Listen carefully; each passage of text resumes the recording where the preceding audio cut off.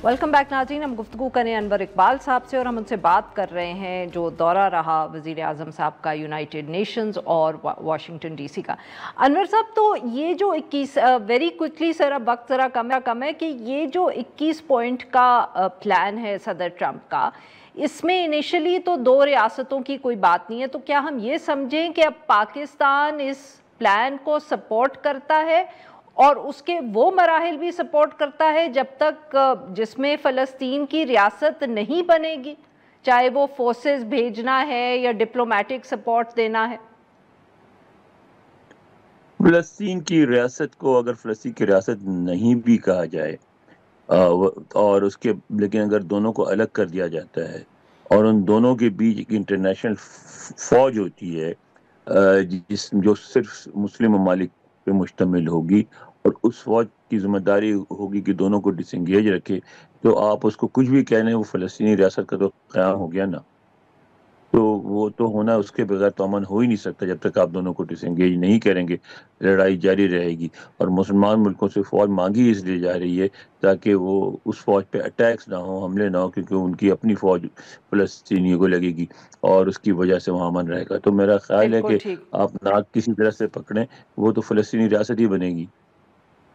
बिल्कुल सही sir, we are running out of time. अब आखिर में जिक्र कर लें जो ये शमा जुनेजो साहिबा का सारा मामला हुआ, सर आपकी क्या इन्फॉर्मेशन है? What exactly went wrong? क्यों ख्वाजा आसिफ देखिए, साहब हमने ने इस और पे भी फॉरेन ऑफिस ने उनसे फासला किया? इस पे भी तफसीली गुफ्तगू हुई हमारे अपने डिप्लोमेट से।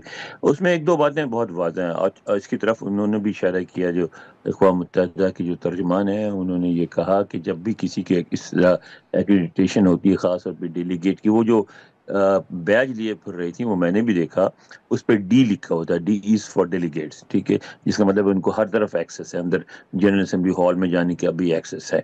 तो वो तो सिर्फ़ और सिर्फ़ मिशन के फॉर्मल रिक्वेस्ट पे बनाया जाता है और उसकी कई दिन पहले से मंजूरी दी जाती है।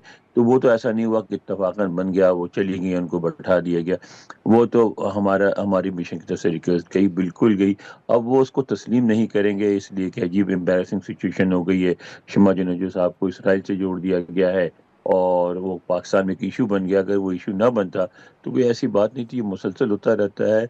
गेस्ट जो होते हैं इस तरह के प्राइम मिनिस्टर्स के, प्रेसिडेंट्स के, मिनिस्टर्स के, इवन उनको डेलीगेट के तौर पे बैठाया जाता है अंदर, और वो उस तरह बैठी थी। इसमें तो कोई ऐसी बात नहीं थी और ये बात बिल्कुल वाज़ह है कि हुकूमत पाकिस्तान की मर्ज़ी के बगैर और हमारी जो मिशन है उसके इन्वॉल्वमेंट के बगैर तो उनका डेलीगेट पास ही नहीं बन सकता था, वो कैसे जाके बैठ सकती थी।